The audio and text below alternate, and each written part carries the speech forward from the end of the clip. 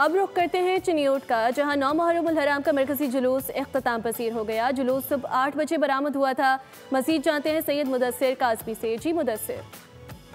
हाँ जी बिल्कुल, आज 9 मुहर्रम उल हराम का मरकजी जुलूस जो अला सुबह 9 बजे के करीब जो है वो मौजा बबर आला से बरामद हुआ है, जो अपने मुकर्रर रास्तों से होता हुआ इस वक्त मरकजी करबला इमाम बारगाह करबला में आकर इख्तिताम पजीर हो गया। और इस हवाले से आपको बता दें सिक्योरिटी के सख्त तरीन इंतजाम किए गए थे। पुलिस की जानिब से 1200 से ज़ायद पुलिस एहलकार तैनात किए गए थे।